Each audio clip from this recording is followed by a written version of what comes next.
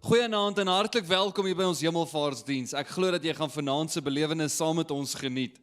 Ons gaan eers voordat ons saam sing, gaan ons eers luister na 'n kort boodskapie vir die kinders en daarna kom ons terug en dan sing ons heerlik saam.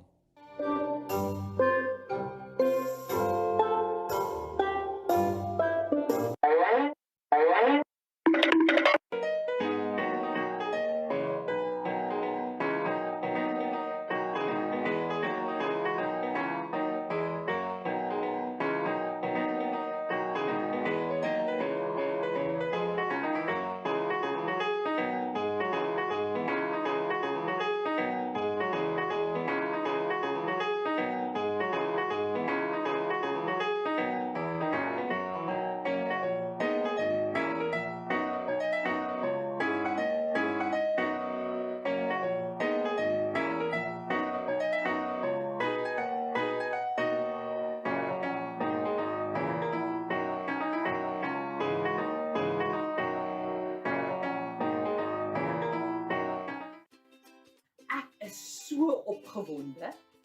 As die lockdown verby is, gaan ek my familie nooi en ons gaan lekker saam eet. Hulle gaan almal na my huis toe kom en ek het nou sommer klaar tafel gedek vir hulle. Ek is besig om alles gereed te kry. As die lockdown verby is, dan kan hulle net kom. Ek gaan lekker kossies in hierdie bak sit en alles is mooi gedek. Ek kan nie meer wag dat die lockdown verby is dat my familie by my kan kuier nie. Ek het alles vir hulle baie mooi voorberei.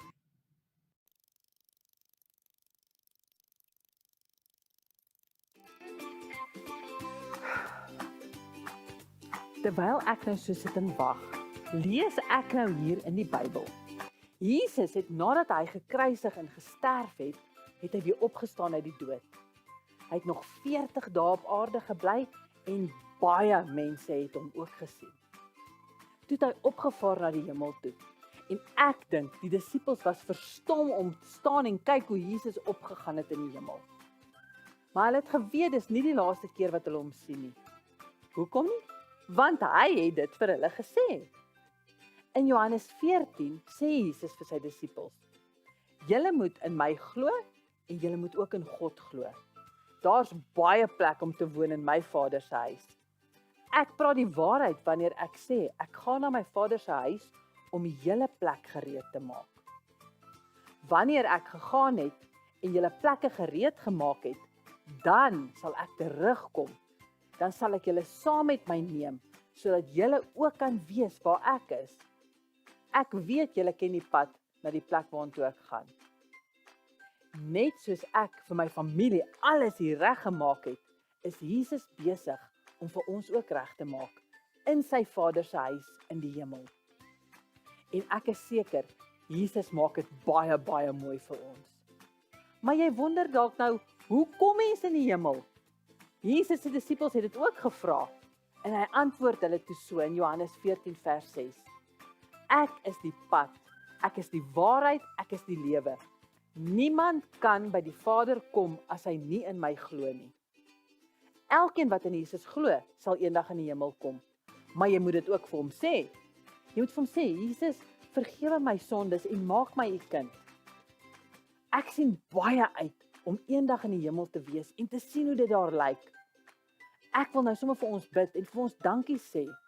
Ons wil dankie sê vir Jesus dat hy opgevaar het en dat hy gegaan het om vir ons plek gereed te maak. Kom ons bid saam. Here Jesus, ons kom vandag vir u dankie sê dat u opgevaar het na die hemel om vir ons 'n plek daar gereed te maak. Dankie dat ons kan opgewonde wees, Here, dat wat ook al nou om ons gebeur net tydelik is. Maar as ons eendag saam met u in die hemel gaan wees, gaan dit vir altyd wees. Amen.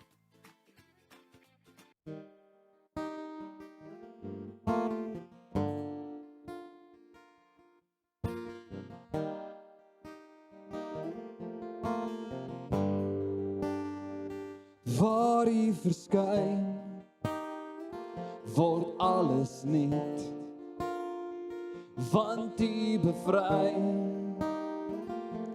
en gee lewe. Elke storm swyg voor die klank van u stem en alles buig voor koning Jesus. U is die held wat vir ons veg. U baan die weg vir ons oorwinning. En elke vyand vlug, elke vesting val neer.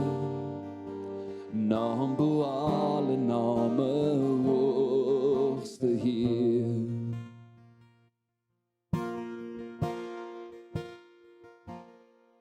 Vir ewig is U heerskappy, U troon staan onwankelbaar, ongeëvenaarde krag is in die grote naam, Jesus die oorwinnaar.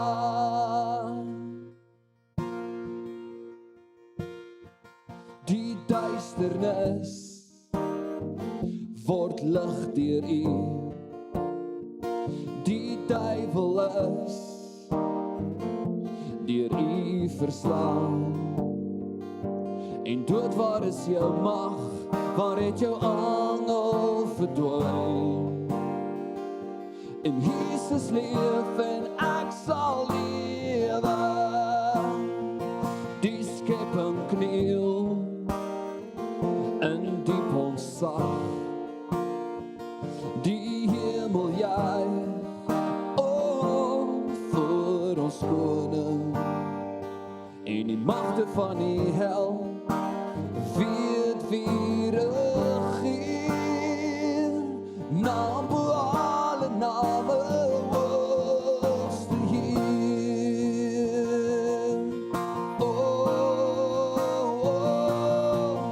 Vir ewig is U heerskappy, U troon staan onwankelbaar,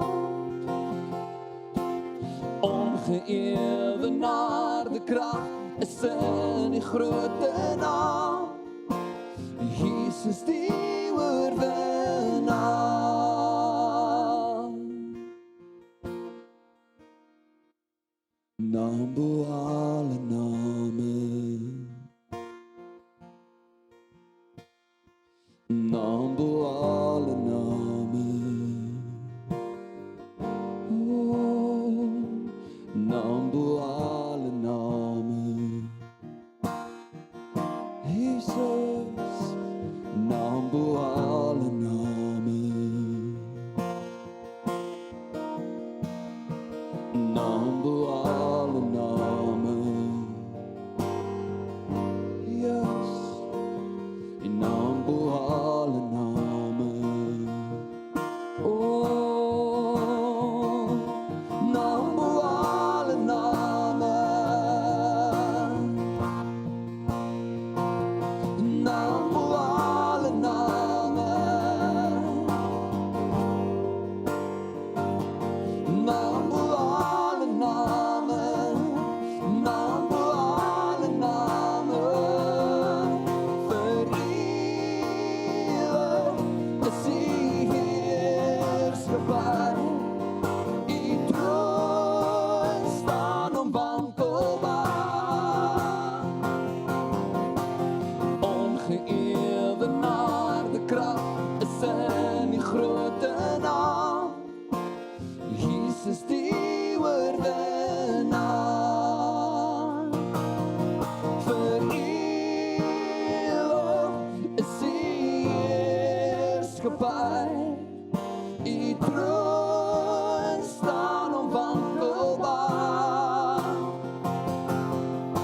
en ongeëvenaarde krag is in die grote naam, Jesus die oorwinnaar.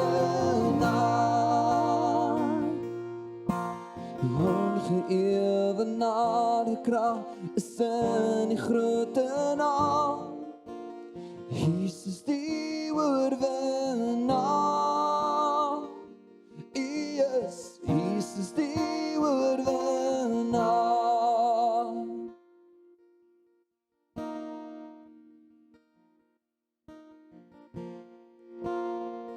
Here, en dis ons gebed vanaand, Here, mag U die oorwinning wees in ons lewens, Here. In elke faset van ons lewens, Here, wil ons kom bid vanaand, Here.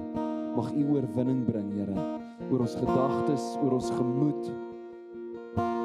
Mag ons leef in die oorwinning wat U vir ons bring, in Jesus naam. Amen.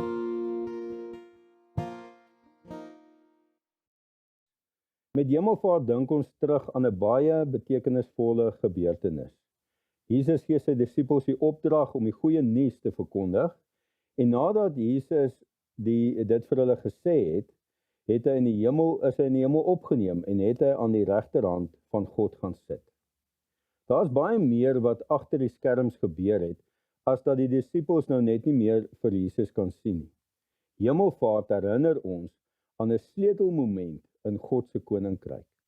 Ek wil vanaand begin by Paulus wat sê, een ding moet julle weet, daar is 'n oorlog aan die gang en ons veg daarin. Dis nie 'n oorlog teen gewone mense nie, ons moet teen die onsigbare geestelike magte van die Satan veg. Dit klink altyd so idillies om die Here aan te neem. Die realiteit is, die oomblik wat jy God kies jy teen die vyand en veg jy outomaties 'n oorlog. Wat het dit met Hemelvaart te doen? Hemelvaart was 'n duidelike draaipunt in God se plan. Christus het opgestaan, die dood is oorwin en die volgende fase word geaktiveer. Die Hemelvaart verklaar dat Jesus oorwin het en dat hy oorwinning behaal het en dat ons posisie verander. Ons gesels vanaand eers oor Jesus se oorwinning wat verklaar word. Dit is dieselfde kragtige werking van sy mag wat hy uitgeoefen het toe hy Christus uit die dood opgewek en hom in die hemel aan sy regterhand laat sit het. Hoog bo elke mag en gesag, elke krag en heerskappy en wat ook al daarvan sprake mag wees, nie net in die bedeling nou nie, maar ook in die bedeling wat kom. Hy is verhoog bo alles. Hy heers oor alles. Hy sit aan die regterhand van God en hy het alle dinge onder sy voete onderwerp en hom as hoof bo alle dinge aan die gemeente gegee. Wat 'n wonderlike belofte. Christus het elke mag oorwin. Hy het die autoriteit, die wettige reg oor elke mag. Maar baie belangrik, Jesus heers op die vlak of die riem waarin ons stryd lê, daar waar ons die oorlog moet veg. Buiten die Hemelvaart wat Jesus se oorwinning verklaar dit ons posisie wat verander. Omdat ons aan Christus Jesus verbind is, het God ons saam met hom opgewek en saam met hom 'n sitplek in die hemel gegee. As gevolg van die oorwinning wat Jesus behaal het, verander ons posisie. Ons veg nou nie meer namens onsself nie, maar ons veg namens God. Die Good News Bible sê dit 'n bietjie anders. In our union with Christ Jesus, He raised us up with Him to rule with Him in the heavenly world. Ons posisie het verander. Ons heers nou saam met Christus in 'n onsigbare wêreld waar die geveg is. Ons posisie het verander deur sy genade ten spyte van ons tekortkominge.